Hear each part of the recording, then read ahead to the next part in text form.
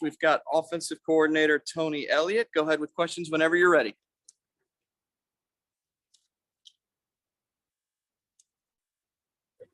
Tony, this is Matt. Just overall thoughts on how the offense played tonight.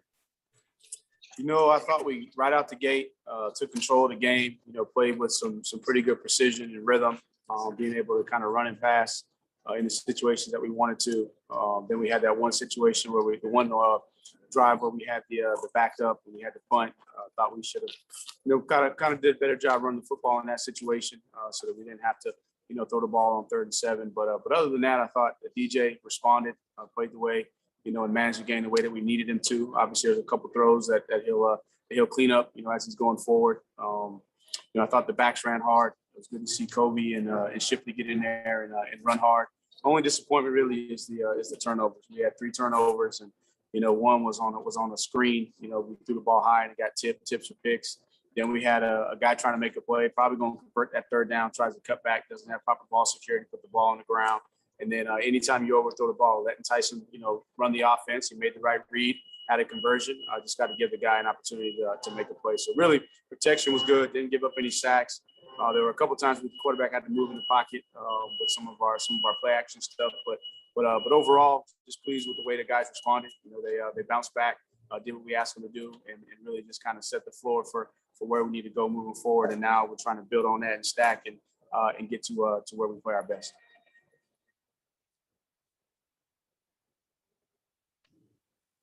Tony, just what did you think overall of the offensive line play in the running game, and then the way the running backs, it looked like maybe they did a better job of kind of seeing some cutbacks and finding some holes? Right. I think just, for the running backs, they got opportunities to touch the ball and get into a rhythm. It's a rhythm position. It's hard to start seeing things and feeling things if you don't have repetition at that. So pleased with those guys. And it looked like from where I was watching, they had a one-cut mentality. Saw a new line of scrimmage, on a lot of plays. So I'm anxious to watch the tape just to see exactly how that happened, how that created it, how effective we were with some of our double teams to snap it off.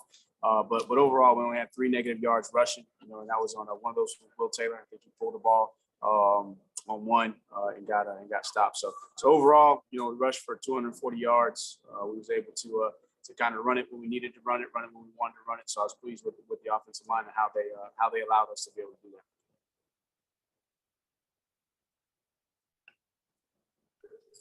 I don't think Linjay got many carries. I know he started, but didn't get a whole lot of playing time in the middle of the game. Anything you can explain or share on that? Biggest thing for Linjay, him and Coach Spiller, are working to get on the same page. And again, Coach Spiller's running that room. I give him the autonomy to run the room, and he bases it, throughout the course of the week with everything, that's involved. So we'll have discussions on it tomorrow, but there wasn't anything major that came up that I can remember on the headsets. It's just Linjay and Coach Spiller, creating that chemistry and cohesion that they need to have. But then also too, it's got competition, man. You watch Kobe run, you watch Shipley run. They're a little different type of runner. And then obviously they got off to a good start. And so you like to feed the hot hand when you can. Tony, this is Larry Williams. Just some of DJ's rough edges, I guess, with some of his missed throws, is that surprising to you, or is that something that maybe he's been ironing out coming into the season? No, I think that some of those were throws on the run, which are hard to make, especially when the receiver's moving away from the quarterback and he's moving off the launch point and he's on the run. So I'm nothing to worry about. But again, you got to continue to go out there and play. And through experience, those things will sharpen up. Hey, Tony, Lawton Swan, how difficult is it for a young quarterback to work through progressions and that type of thing, especially when you're talking about in-game action? It starts with practice, but at the same time too, it's hard to duplicate, the exact looks that you're going to see, especially when you start working, versus your look squad. You're trying to recreate, but it's not going to be the same speed. And it may not be exactly how it looks. And so again, pre-snap recognition is key. Being able to anticipate. You saw if you watched the game, they were doing a lot of trying to disguise early on, with two safety stuff, and they were spinning one way or another. And again, as a quarterback continues to see that, then that starts to slow down to him. And then when the game starts to slow down to him, he's able to process all the information and the reads quickly, a little bit quicker. Coach Elliott, Rob Gilchrist, WCRS, 1450 AM, 90.5 FM. What are your thoughts on the game? Good balanced attack, 504 yards, kind of balanced between the passing and the running. What were your thoughts on how the young players playing their first time, especially the freshmen here in Death Valley? Man, as you bring that up, mentioning Death Valley, got to give a shout out to the fans, man. How cool was that to be back in the Valley with the packed house? And, we got an unbelievable fan base. They show up regardless of who we're playing. And a lot of these guys, some of these young guys didn't even get to play, a high school season. And then the guys that were here last year that were young guys, they hadn't been in an environment, like Death Valley. So just awesome to see those guys get out there and experience that. I think that all of us, coaches, players, fans, everybody in this country has been waiting for the moment to get back into packed stadiums, and just the pageantry of college football and just what it means to everybody. So that's cool. And then to see the young players go out there and when we put them in the game, I thought they did a good job. And as we got down the line, there were some guys that may not have had as many reps in practice, that we played later in the game, but coming out of half really challenged those guys to put together a scoring drive and to see Tyson go in there. I thought he managed the game really, really well. Obviously, he'll want that throwback that he overthrew for the interception, but I thought he did a good job of managing the game. Same thing with the second offensive line. When they went in there, we were still able to run the ball, still able to put together some drives. And then they're late at the end. Obviously, we got a ton of guys, going in there. Some of those guys are scout team guys that didn't get as many reps. And so obviously, they'll have to learn, quickly, on the run with the game action. Tony, Gavin Oliver with the Clemson Insider. Along those same lines, could you speak specifically on the performances of Will Taylor and Will Shipley and what you saw from those guys today? Man, I hate that we had that penalty on Will Taylor. Man, that thing was that first touchdown run that he had with that got called back. Man, that was a thing of beauty. But coaches said it all the time, and now everybody's getting to see that young man is electric. Talking about on offense, but look at him as a punt returner. Man, he's going out there catching the ball, 51-yard return, taking a hit on the sideline, keeping his balance. So I think that we all know.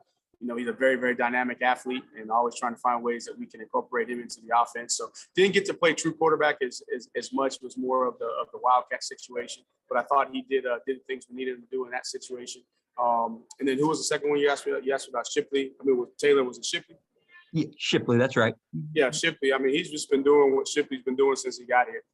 In the spring, he was able to pop some big runs. The biggest thing for him is just he needs just repetition. Same thing with Kobe.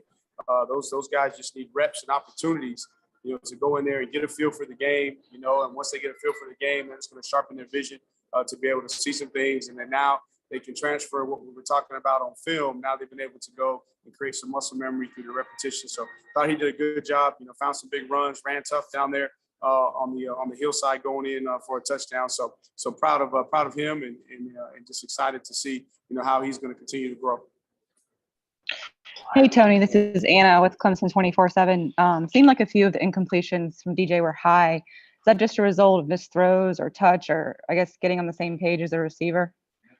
We'll go back and we'll look at that and try to process and figure out, what that is. We haven't had a problem, with many high balls up to this point.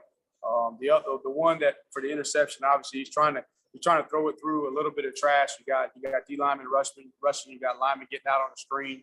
So that's probably more just of a touch issue coming off of a fake. Then some of the other ones were on the run where we missed a couple. So we'll go back and we'll look at his fundamentals the best we can on tape. And I know Street will do a great job of analyzing that, having a conversation with DJ, and we'll continue to work on making sure that we can correct whatever the issue may be. Tony, was it nice to see? I'm sure it was, but just seeing Justin get back in the end zone, catching that pass, and then I think DJ looked kind of over the middle on that one and went through his progressions a little bit and found him kind of in the corner. Can you just take me through that play? Yeah. So first of all, it's great to see Justinrosh get into the end zone, and we all know that he didn't have his best game last week, but he responded and came back and played well. And just overall, the young man, what he's been through over the last 20 months, and to be able to see him, just play football. You're talking about a young man that had an injury and a surgery that maybe 50-50 at best that he was going to play football ever again. And now to see him back in the Valley, catching a touchdown. And DJ, when we give him time, he can make his progressions, and find his receivers. Take one more for Coach Elliott.